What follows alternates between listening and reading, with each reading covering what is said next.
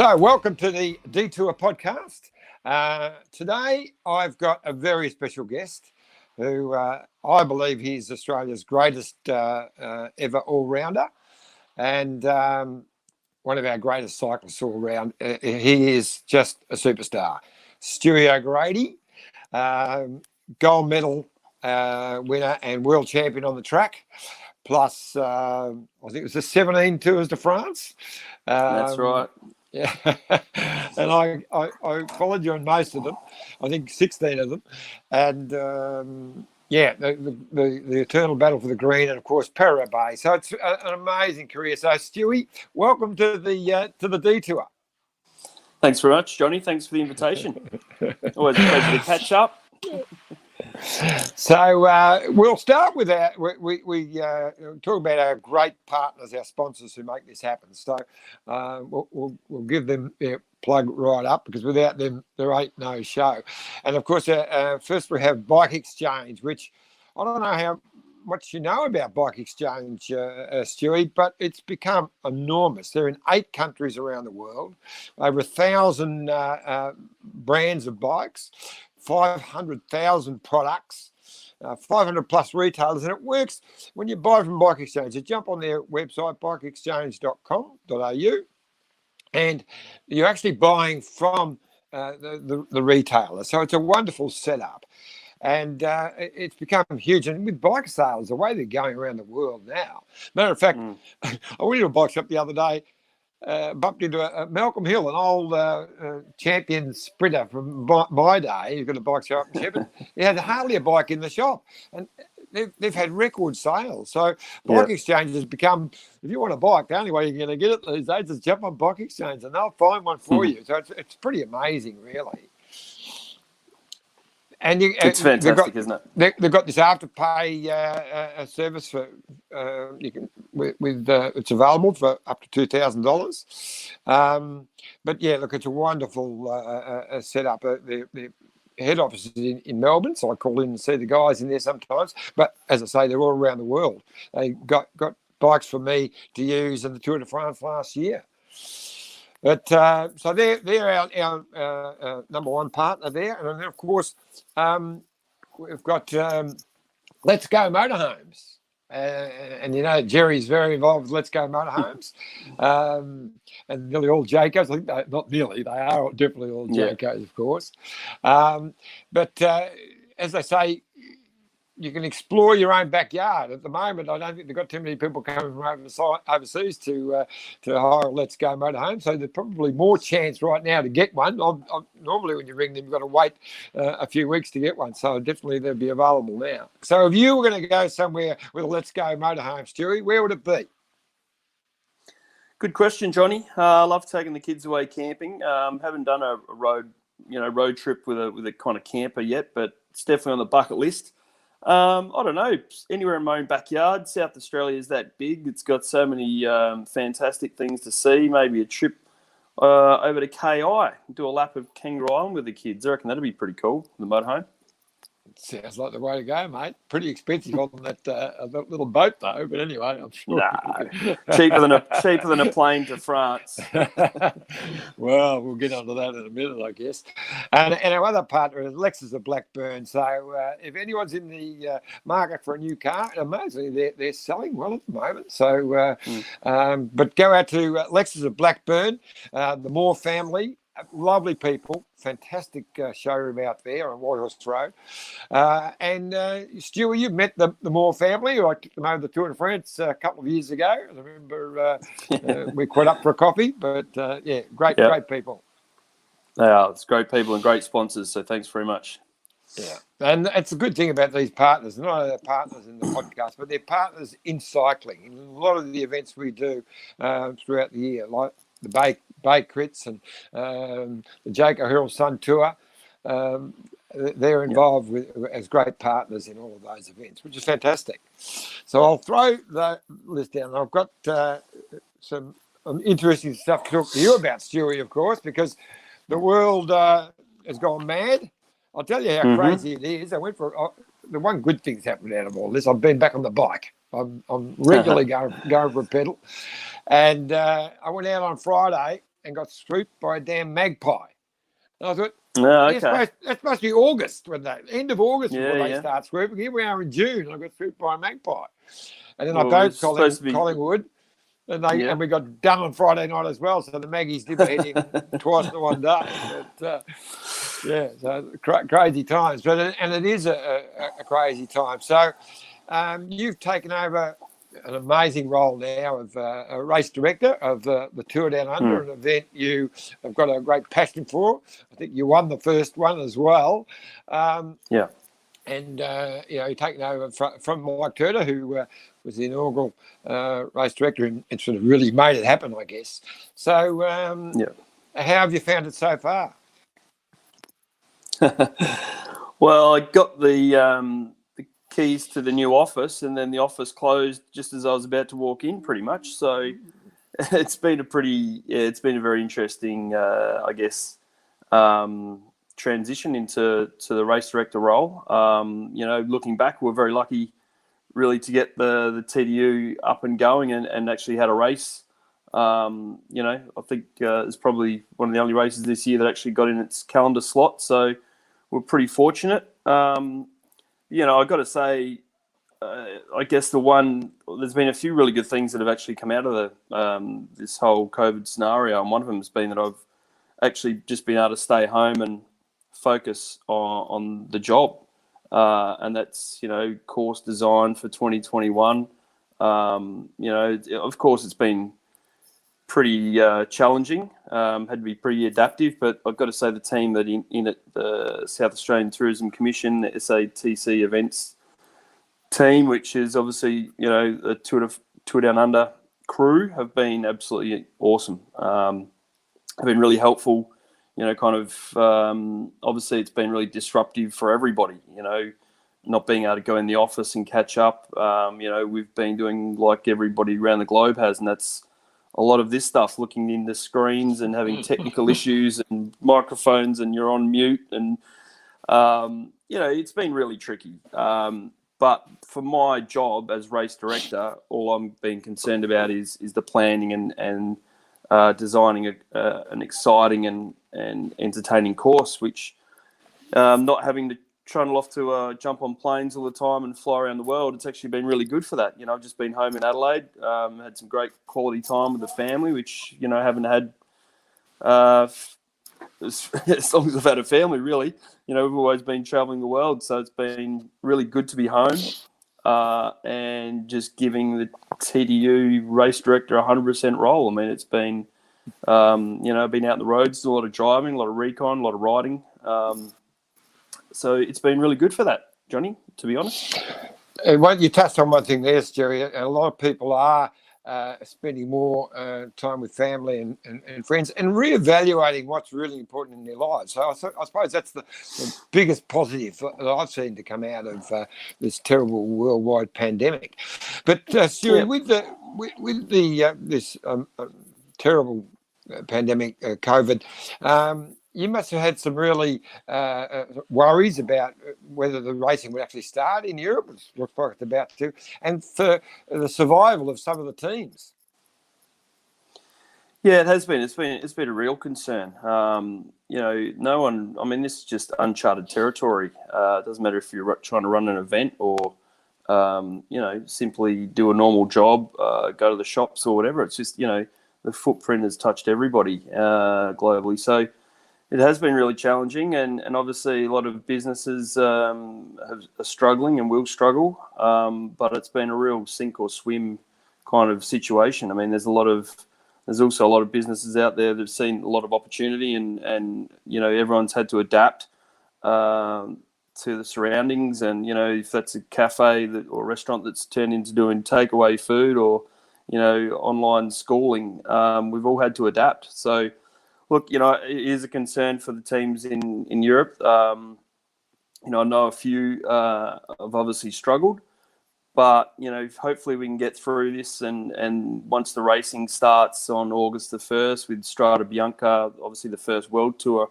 I think once, we've sat around and everyone's had so much time to sit and talk and plan and strategize and plans A to Z, until we actually see the racing up and going and see how the actual models work, what happens for the teams and the hotels to sign on, to what happens if a rider crashes and has to go to a hospital, to what does it look like back at the hotel after, anti-doping, press conferences, and obviously international travel. We're not really going to understand how it works until it is actually up and going. So I'm really looking forward to seeing the racing happen and kind of just get as much feedback as we can. We've got all the UCI new COVID regulations. There's been some really good research done from cycling federations. Obviously, pretty well connected with the Australian Olympic Committee. So, getting a lot of the stuff from what they're doing and just trying to read it all and take as much as we can and prepare ourselves the best we can for the future. Now, TDU is 6 months away, but there must have been some times over the last few months, I know I've been talking to you regularly, where you were worried whether it would even go ahead. Yeah, I've never thought like that. I think we've got to plan positive and stay positive, and we can't just sit around and think, the race isn't going to go ahead. I've been given absolutely 100% focus, as has everybody in it. SATC, and like I said, with the tour down under the whole team, no one's hesitated for a second. Everyone's been, really working hard and preparing for next year, because we have to plan and think like that. So, if we can't I think at the moment we're probably in one of the best cities on the planet to be actually living in. Adelaide, we haven't even really been in a forced lockdown. We're very fortunate. We haven't had any cases here for a month, and we can start planning. We can't just keep the doors shut, and we can't be afraid of something that potentially could come here. Now everybody's prepared. I think that's the key word, is that we're prepared for cases now, and we deal with it as they come. So how do you think, how do you foresee the TDU working with bringing the Europeans out? How do you think it will work? Yeah, obviously, time will tell. I mean, obviously we've got some strategies in place, but they're changing, on a fortnightly basis. Today in Adelaide, we went from 4 square metre rule down to 2 square metres. So all of a sudden you've got twice the amount of people in restaurants, twice the amount of people in indoor venues. So things are changing, rapidly.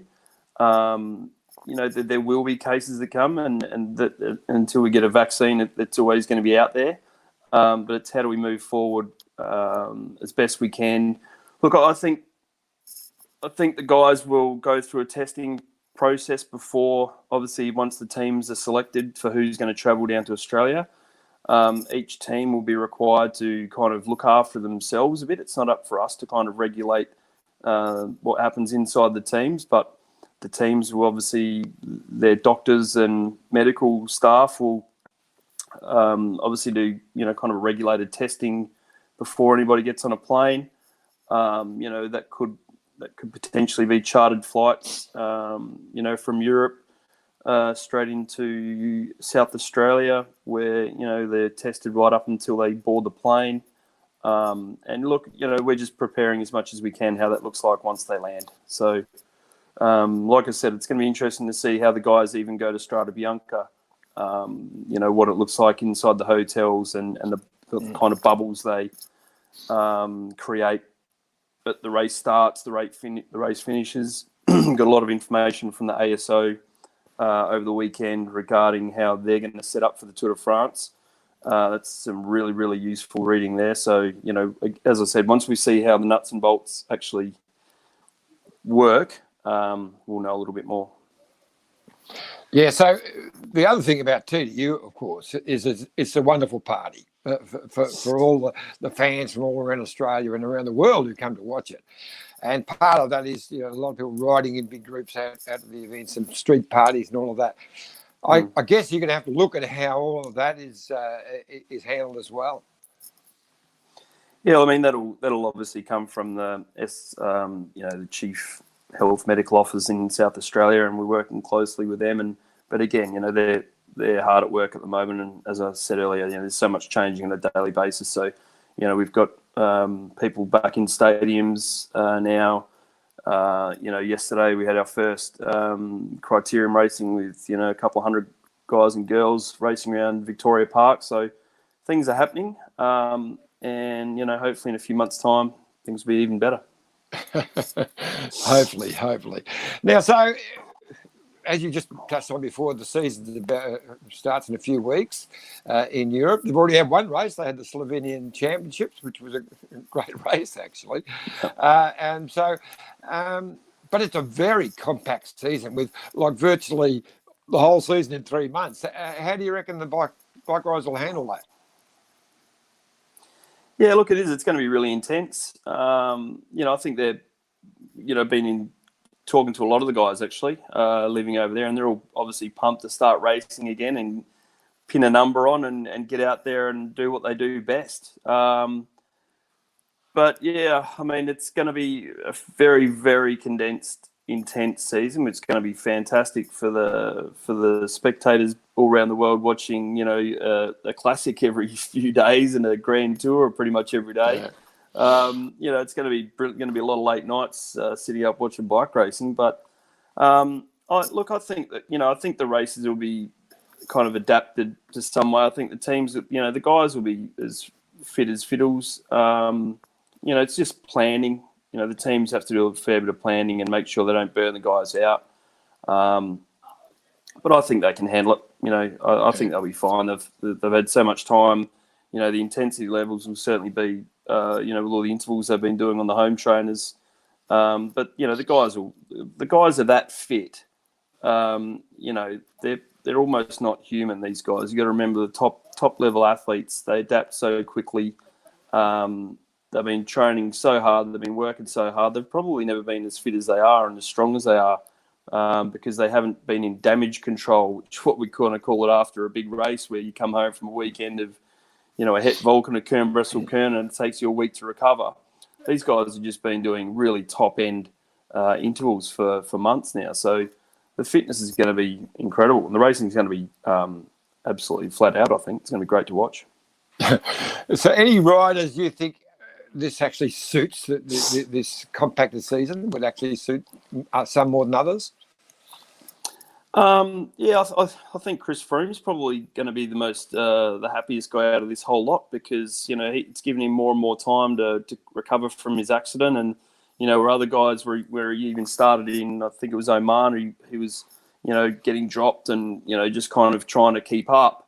Well, now those guys haven't been able to race at that top level. I reckon probably Froome's going to come out of that pretty well, because they've all just gone into training camps and it's all been kind of managed, and they haven't been racing at that really high intensity. So, I know Phil Gilbert's been out, breaking Strava records up La Redoute, took 17 seconds off Bardet's time, which is no mean feat up there. So, like I said, the guys are going to be absolutely chomping at the bit. I think the hardest part actually is going to be for the team managers to keep the riders under control. And by that, I mean by just not going out and wanting to destroy themselves, at every race, because everyone's just going to be so pumped. It's going to take some really good team management. And so what are your thoughts on that Super Sunday where we've got Paris-Roubaix, the Giro finishing, the Vuelta starting, all on the one day? Well, I'm going to need 3 TVs, aren't we? Look, it's going to be, like I said, from a spectator, we've also been sitting around and, twiddling our thumbs. And, the moment some bike racing's on the broadcasting, it's going to have massive numbers. So, for the sponsors, for the teams, the light is at the end of the tunnel. I know AFL is getting huge exposure, in the US and markets where it probably wouldn't get any airtime. So for cycling, it's going to be, it's going to be fantastic to see the boys and the girls out racing here. Yes, we're all looking forward to that, and we're all looking forward to the summer of cycling in Australia. So the Tour de France have pitched our logo now. They're talking about the summer of cycling, which I invented years back, but that's another story. I'll sue them. But looking forward to Tour Down Under, and of course our big races here in Victoria. The national title is always great, but Cadell's race and hopefully Sun Tour, and hopefully we can all work together and the riders can come over from your bubble to our bubble and make something special this summer. But I want to move now onto the career of Stuart O'Grady, going right back. And now I actually raced with your dad. We crossed paths a few times, and he was a tough nut. Well, nowhere near as quick as you, but he was just as tough as you.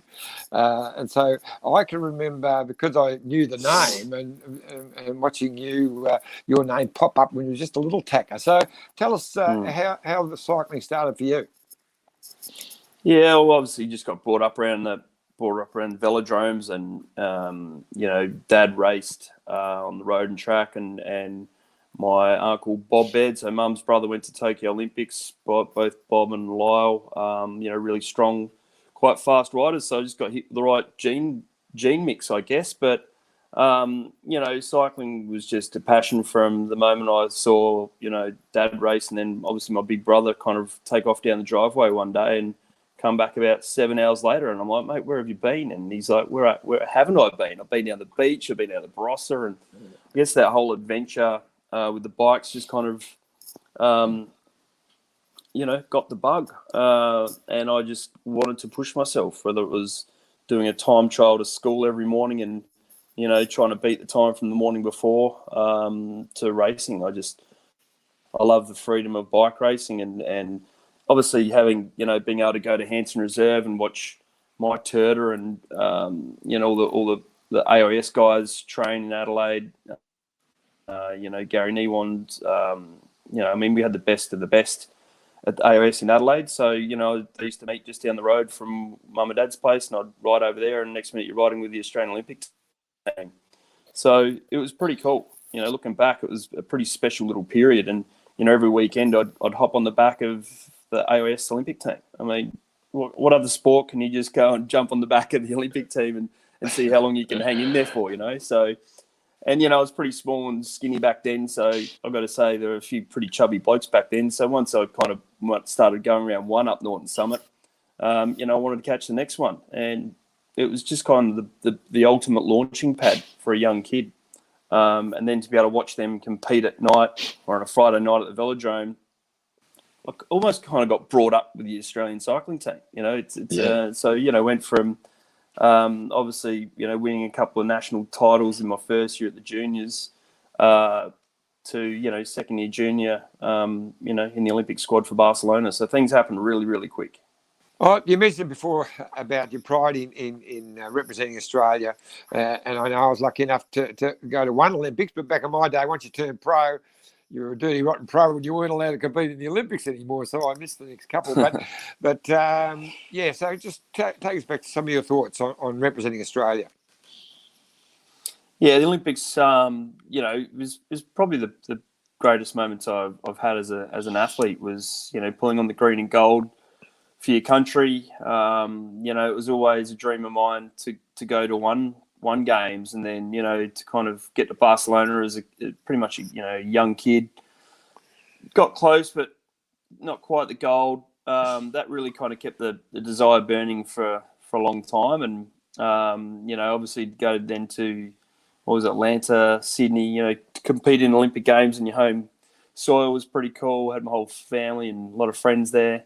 Didn't get the result that we're after, but that was luckily enough going to come later, and obviously rolled into Athens and with Brownie, rode the road race, and then back to Toulouse, then back to Athens for the track, and finally got that gold medal I'd been chasing for pretty much my entire career, and then obviously moving into what was it then, Beijing and London, as the kind of team captain, I guess, trying to help the young blokes win a medal.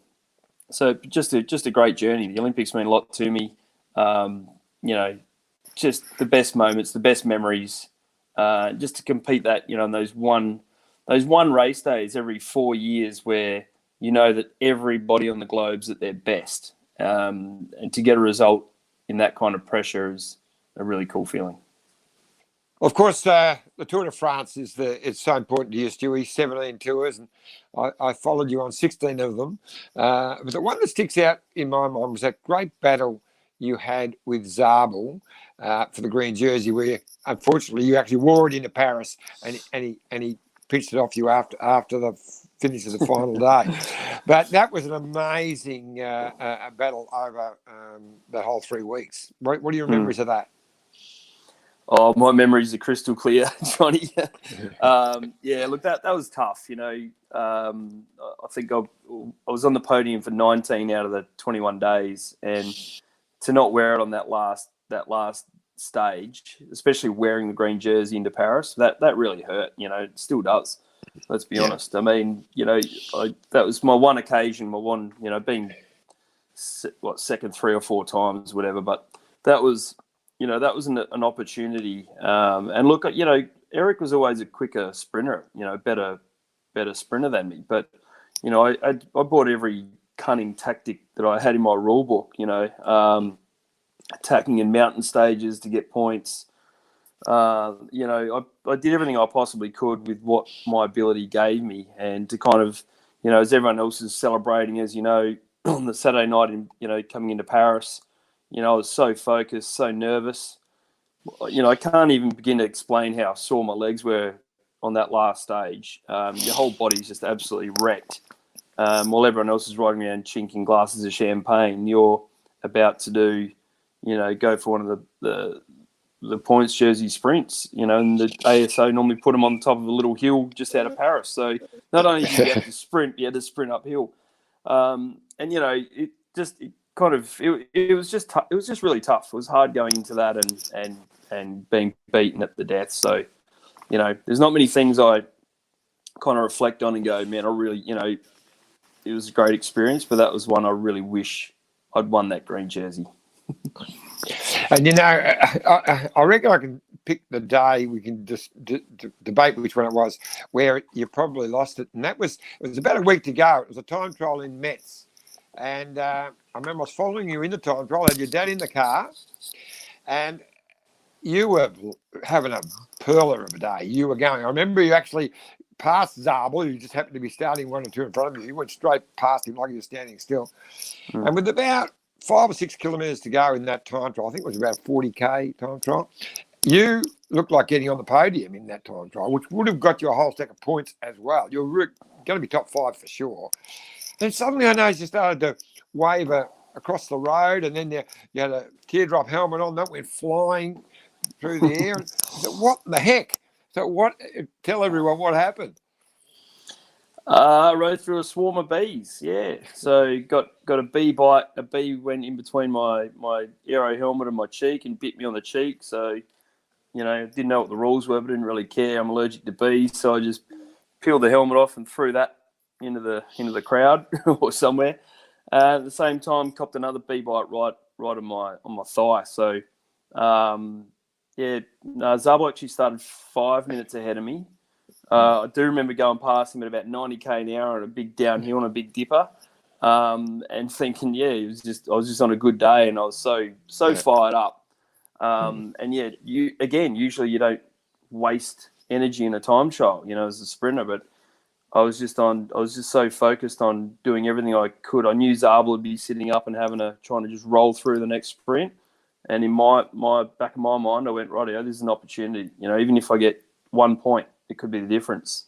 It wasn't a good one. Well, I don't know about top 5, but certainly top 10. And in the end, got bitten by bees and had a big fat cheek to go up and get my green jersey with. Yes, and you have a bit of an allergy to that as well, which backfired on you for the next couple of days because you couldn't take any antihistamine. So it actually knocked you around for probably 2 or 3 days. So I have no doubt that cost you quite a few points. Yeah, I'm sure it did. And, of course, it is what it is. And I hate that saying as much as anybody now. But, You couldn't take cortisone. You couldn't do whatever normal things were to I guess, relieve any of those kind of issues. So you just had to soldier on. And the other one that stands out in my memory was London. I saw they replayed that on SBS just the other night on that great second stage that Robbie won into stage one into Canterbury. But the day before, of course, was the prologue time trial. And you were on a bit of a blinder on that one too. You're looking a really good ride. And at the last corner, you managed to overcook it and lay it down. I did. But the funny part for me was I was ghosting a column for you in Cycling News, and I couldn't contact you to do your first column because you're in hospital. You didn't get out until early hours. I remember ringing the team, and they said, "No, he will be starting. He's a bit sore. He's okay." So I had to write a column pretending I was Stuart O'Grady, saying, I was going too hard into the corner and just overcooked it. And I said, in the legendary words of Leonard Cohen, aching in places where I used to play, which is a line out of one of his great songs, Terrible Song. I remember you saying the next day, because I quoted you as saying that, who's Leonard Cohen? And you've become a fan now, mate. Yeah. No, that was another crazy day. I mean, obviously rooming with Fabian and watching his whole preparation and build up. And I think, I can't remember, for some reason we really wanted to try and win the best team on that day. Can't remember really the tactic behind it. Might have been a sponsor had one of the head offices in London or something. So, normally you kind of have a crack at the prologue. I think everybody does, it's hard not to. But that day I really went, right, I'm going to absolutely give this a red hot crack. And I think I was a second quicker, or 1 second fastest at the halfway point, and saw that obviously getting a head full of Bjarne Rees screaming in the radio. You're on a good one, and I guess what people tend to forget is when you're on those kind of moments, we'll call them, you are absolutely on the limit. The crowds, it's hard to see where the corners are going, if it's left or right, how tight it is.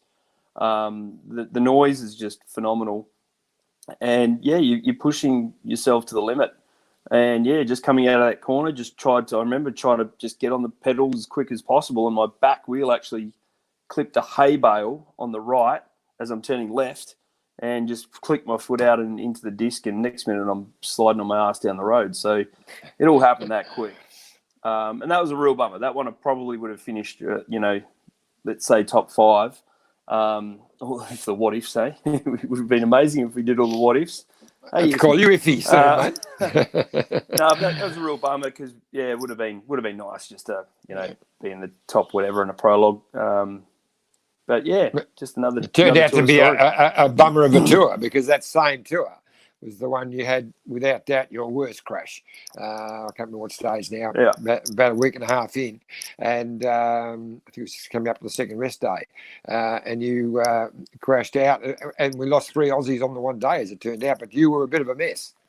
Yeah, that's right. So, I mean, obviously 2007, I was probably, in the form of my life, similar to obviously winning Roubaix and just having that confidence kind of coming into the big tours. And, we were really confident coming into the tour that we were going to try and win the overall. And, I climbed really well, which is what got me in trouble in the first place. I actually went over the Cornet de Roseland in the first 30. There were only 30 of us left at the top, myself and I think Carlos and probably the Schleck. So all of a sudden I'm getting bottles for guys over the top of a mountain, which wasn't really my domain. So, next minute again, got taken out on the downhill doing about 90k an hour, hit the pole. Lucky to be here, I guess, looking back. But, that was a big one. That was a nasty one for sure. The pain, you can't explain. Obviously hitting that pole at high speed just exploded everything. And, that was the 8 ribs, the 3 vertebrae, both collarbones, both shoulder blades, punctured lung, fractured skull. I mean, that was the works burger. And, I can't even remember being in hospital for the first 3 days. Anne-Marie was obviously heavily pregnant and at the time, and I can't remember her being there. But that took a few weeks to get over that one. I remember going in there, and the 60 Minutes crew, Australian 60 Minutes crew, were sort of parked outside, and I had to sort of wangle a way in for them. And Liz Hayes interviewed you. I remember sort of standing in the background, and she was actually in tears talking to you. And you were, "Oh, I'll be all right. I'll be okay." Sort of, you was accompanying it out. But it was, a pretty horrific time. Well, I remember Kim Anderson came in just to see me, and like I was, obviously the world was a blur, but I just had this mentality, and I've had it through my career, I guess, my life, that it's good to set goals, even if they're unrealistic. So, to see Kim, he's like, "You'll be fine, get you back out there hopefully next year." And I went, "Well, just put me down for the Worlds." And I knew that was unrealistic. I knew it wasn't going to happen. But for me, lying in bed at that time, it gave me some kind of something to focus on. It was a few months away. I'll be in hospital for a few weeks, back on the bike. And it's just kind of, I found it better to kind of set an unrealistic goal than just to sit there and go, "Oh my God, life's over. My career's done. This really hurts." Just kind of just put a little bit of a spin on it at least. And yeah, it was, those times are pretty tough. So we moved to the 2011 Tour de France, which was when Cadel finally became the first Aussie and the only Aussie to win a Tour de France. But of course, you were looking at it quite differently because you were team captain in with the Slicks. So what's it like to be actually in there trying to orchestrate tactics against our Aussie hero? That was a lot of fun. Cadel was just another competitor, and that's how we looked at each other. We're all trying to do our job, and we all get paid well to do that job. So, as much as I loved, and I was one of the first to congratulate Cadel, obviously after he pulled it off, but our job, or my job, was to try and get Andy to win the Tour de France. So, when you're surrounded by a bunch of guys that you spend, 200 days a year traveling with, hotels, suffering, winning, I guess, experiencing life together. It's those rare occasions where you're actually working together. Everything's just been a building block to the tour. We get there, everyone's on great form. We had to come up with some ways to try and win the tour meant at that time trying to beat Cadel, which was not an easy thing to do. So there was a couple of stages where we did some pretty crazy tactics, which worked out for Andy's stage win. I think that'll be remembered for a very long time. Did he do that? Galibier, that was just amazing. Yeah.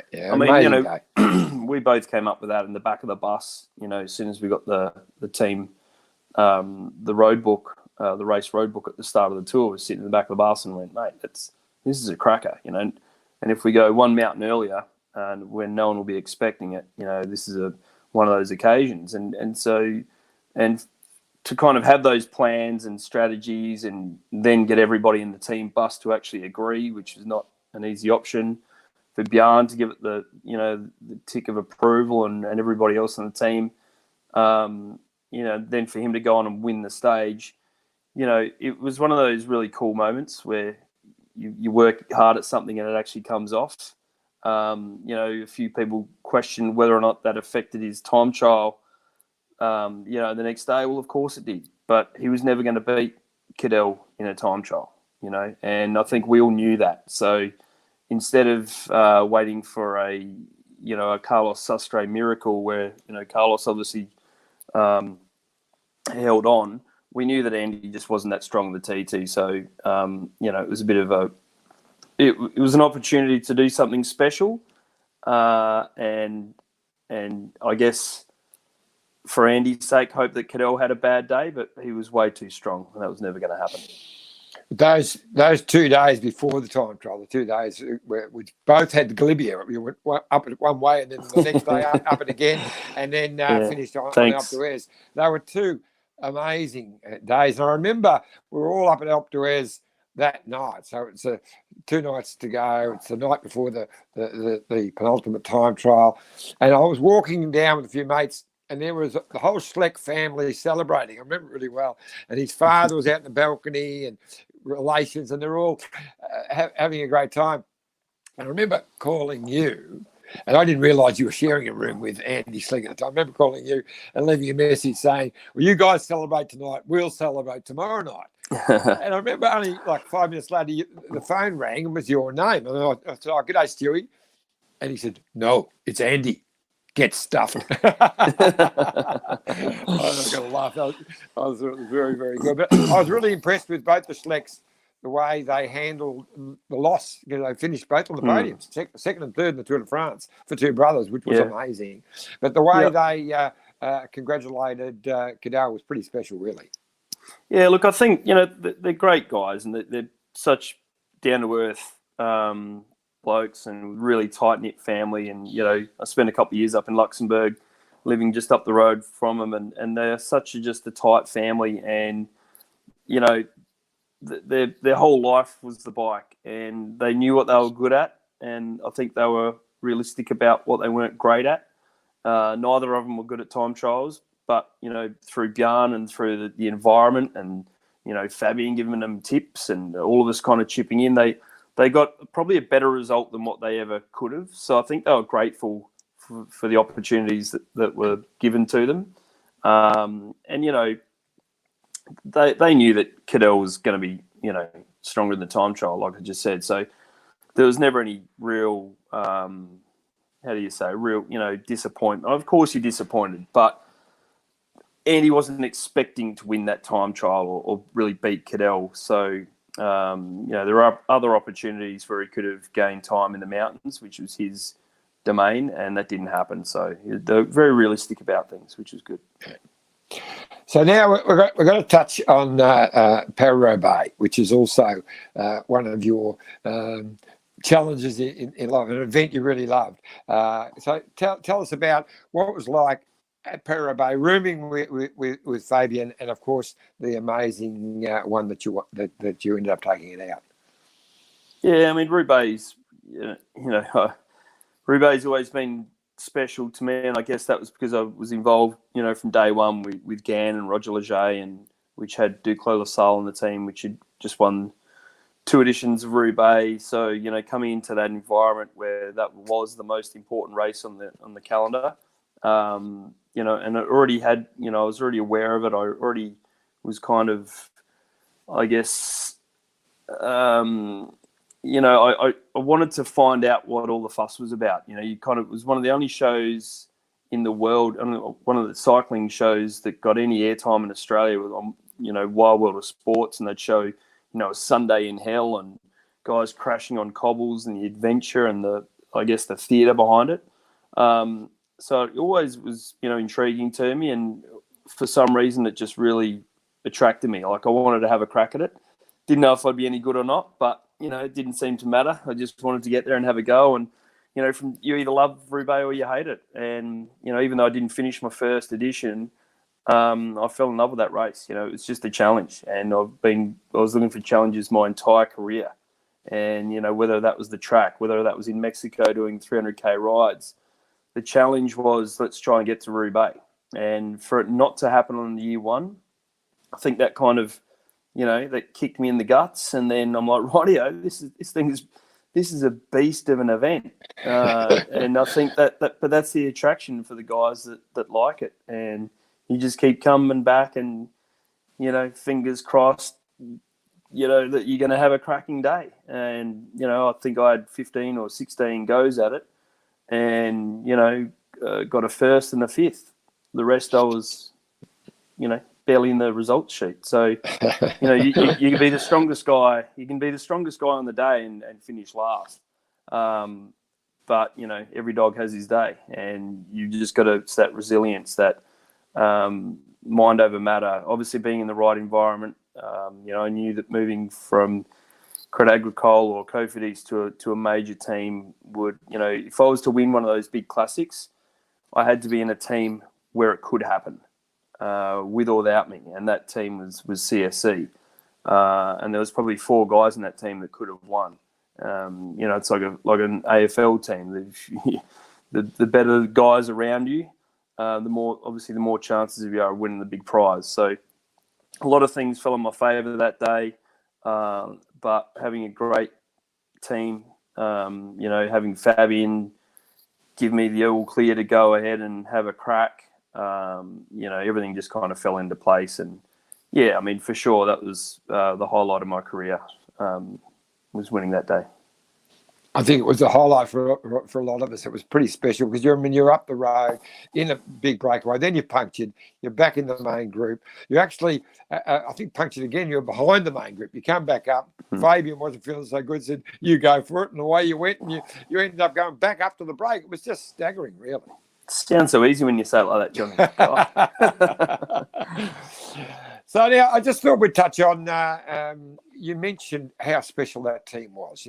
Yanni Reese, a great leader, CSC, all those wonderful teammates, especially your relationship with Fabian and both the Slecks. And then suddenly Jerry Ryan decides to start up an Australian team, Green Edge, and they throw out the offer to you. It must have been really tough to make that decision to leave CSC.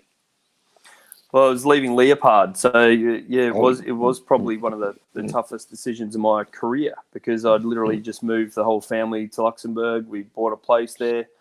As far as I was concerned, I was finishing off my career in Luxembourg, which was a beautiful place. Surrounded by the Schlecks, and it's where the Leopard Trek base was. So I was visioning a job there after. I'd hung up the wheels and kind of settling in. So.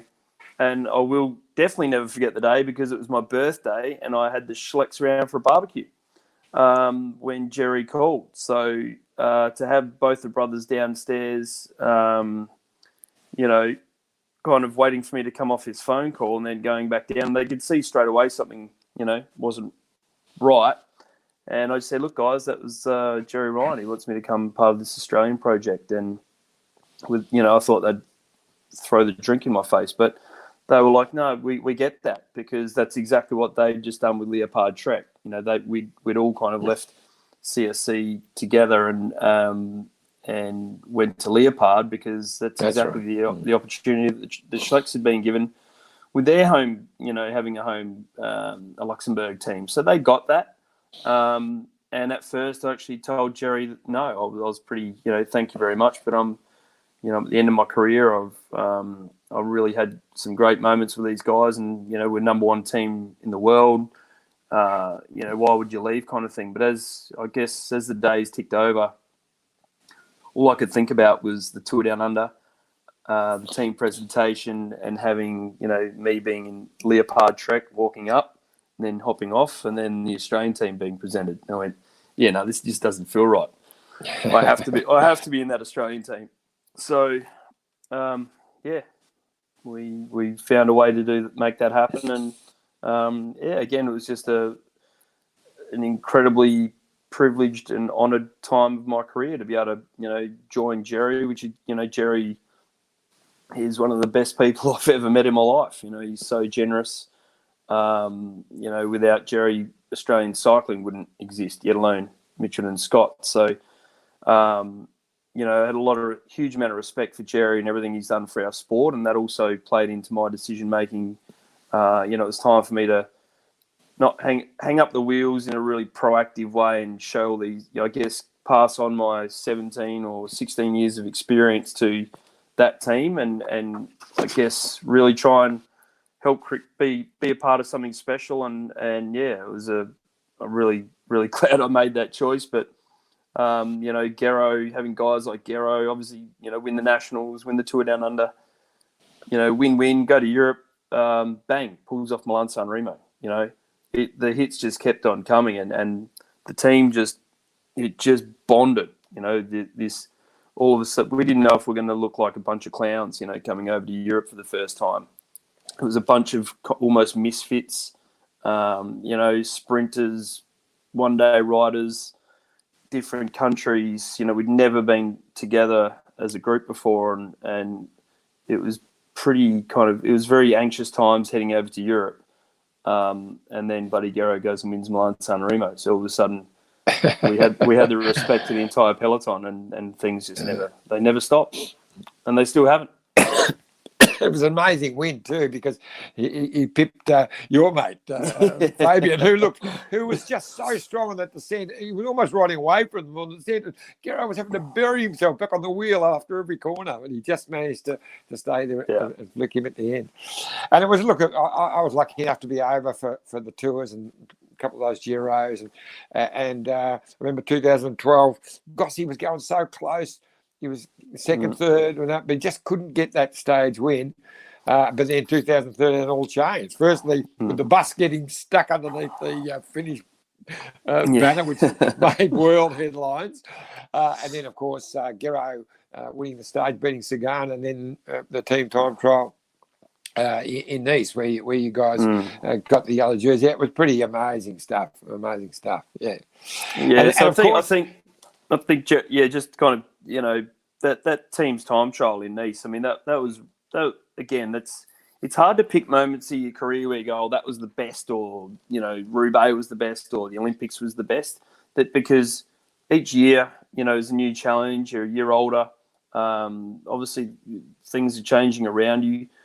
To pull off that team's time trial, as we did, that was a huge moment, for not only Australian cycling, and Jerry was there and had a bunch of VIPs there and family there, but that was a pretty massive, monumental even occasion for that team.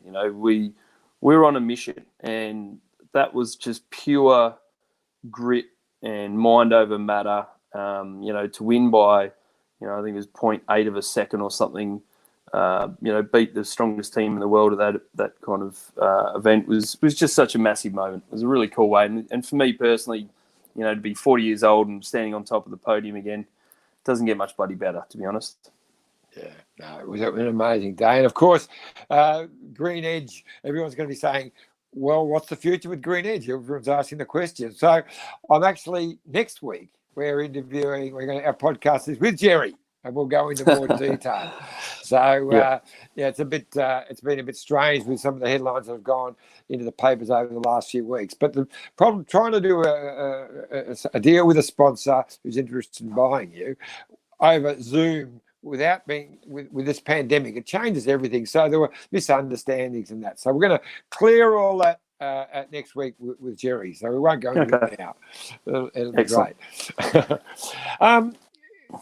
So you talking to you've handled the transition into from cyclist to businessman to entrepreneur pretty well, but it is a challenge for a lot of people. So how did you find it at first?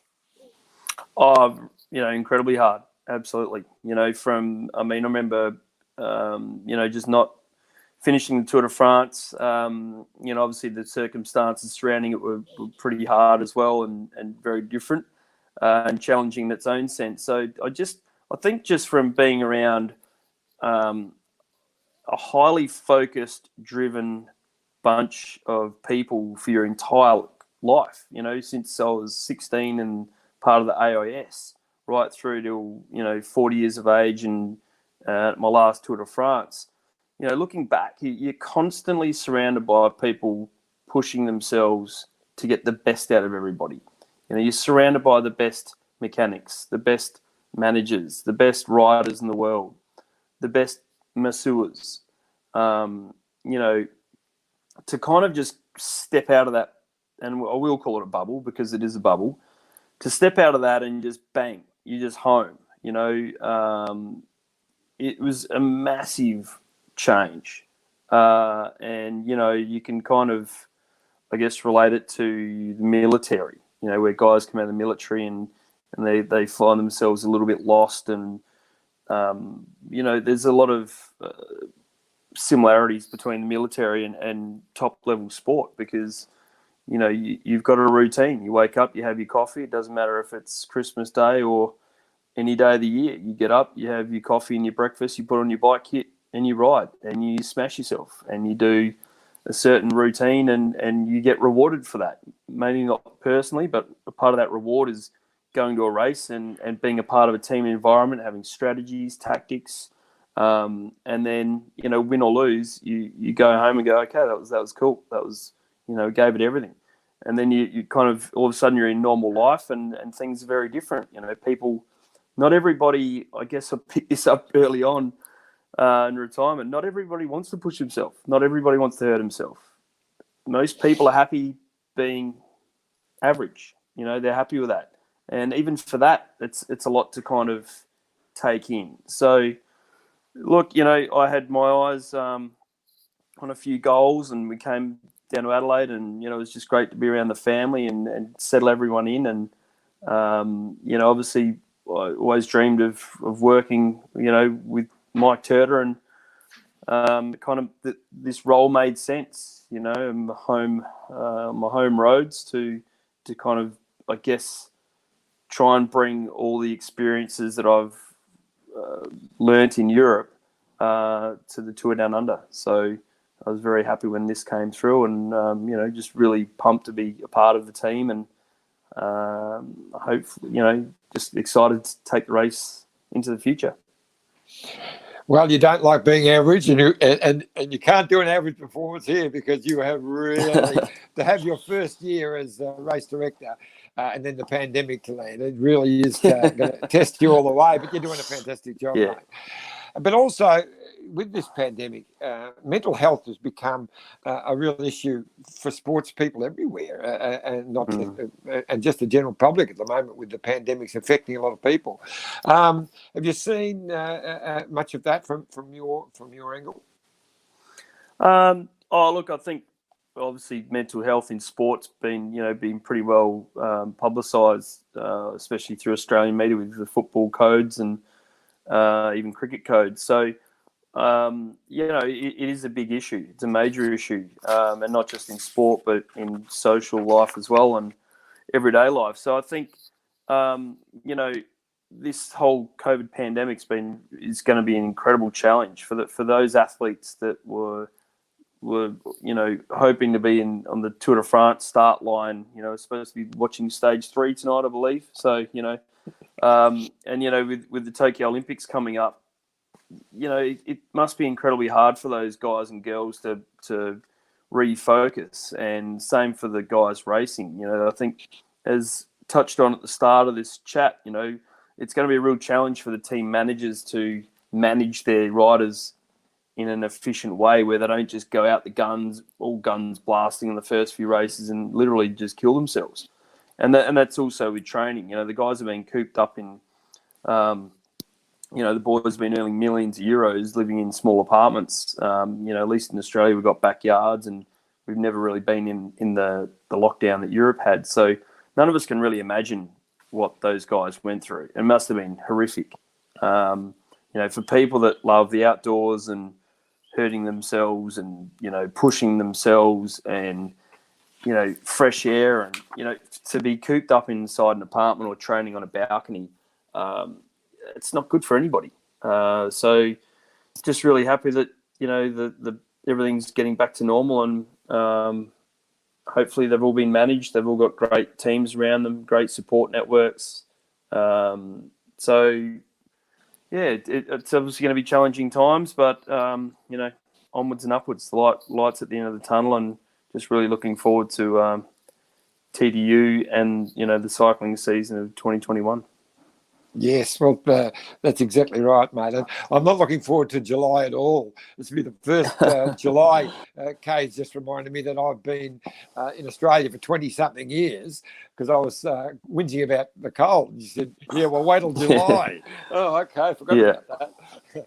Now, I've got some questions that have come through from Bike Exchange customers and patrons. They've fired off some questions for you, Stewie. Okay.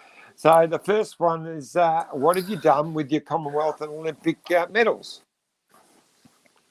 Oh, yeah. I should actually get them out of a little box there stuffed away in. Com Games one, I'm actually not sure where they are. I can't find the gold one, but the Olympic medals are tucked away, but I'm working on something pretty cool to have them displayed at home. Kind of sick of having them there's no point having those things hidden away. So I'm just trying to do something a little bit, come up with something, create something a little bit cooler than just the old frame with the metal. Working on that at the moment. But yeah, they're just in my cupboard, to be honest. Well, not very exciting, is it? I've only got one hiding, one medal. Mine was hidden away well. The Commonwealth Games brought the medal, but it's hidden that well. I can't find it. I haven't found it in 20 years. So there you go. Now, that was from Merrick, 74. I don't know whether he is 74 or whatever. I have got the only trophy I have got on display, which I'm allowed to have on display, is the rock, obviously. So it's got pride of place when you walk in the front door. So give a little rub or put your hat on it or do whatever you want with it.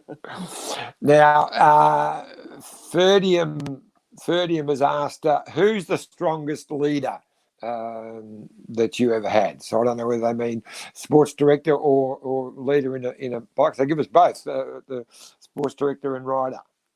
Yeah, I think, well, for me, that's pretty easy. Bjorn Rees was the best leader from, team director kind of role.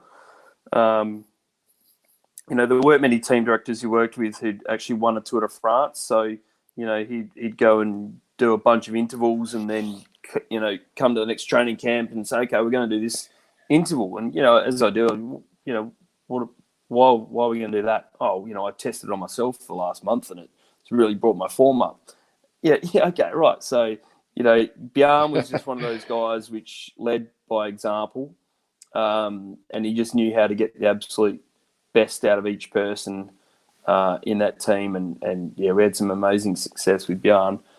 And rider leader, I guess it is hard to go past Fabian. You pretty much, he delivered. He delivered constantly. So, 1 year he won the Tour of Switzerland, for God's sake. Like massive mountain stages and just obliterated it. So he was also really good at getting the best out of the boys around him and had a lot of fun along the way. So Bjorn and Fabian. Okay. So now we've got one from the Sober Cowboy who asked you to talk about factor bikes. How do they compare with the other bikes you raced on? Oh yeah, they're pretty nice. I've got to say that certainly there's a fair bit that's changed in the bikes. Most of it's the gears and obviously the disc brakes have come into play. I'm still not a big fan of the disc brakes. I think I used to love a good downhill when I was racing. It was probably my favourite thing. It's the thing I missed the most is going really fast. And I didn't need disc brakes back then, so I definitely don't go anywhere near fast enough these days to need a disc brake to slow me down. But no, the Factor's a great bike. Absolutely beautiful. I just got a new one a couple of weeks ago. Absolutely beautiful bike to ride. No, happy. Very happy. And from the Sober Cowboy, and he says, do you feel the modern bikes are a massive disadvantage or a massive advantage over the bikes like when you won Roubaix? Not really, to be honest. No, I think it's all about the person that's pushing the pedals. I think, we've got this technology. I mean, the big companies have to continually keep coming up with changes to create more sales. I think, a good bike with a good pair of wheels and a really big set of lungs and a big heart go a long way. I love all the new bikes and, the new technology. But at the end of the day, it's the race and the person on it which decides. Oh, Stewie, well, thank you very much, mate. It was absolutely brilliant to catch up with you again and have this podcast. And I'll tell you what, I've learned some things from that today too. So pretty amazing. Thanks, Johnny.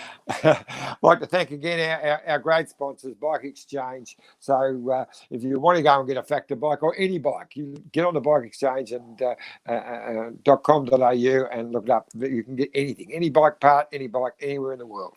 And of course, sorry, mate.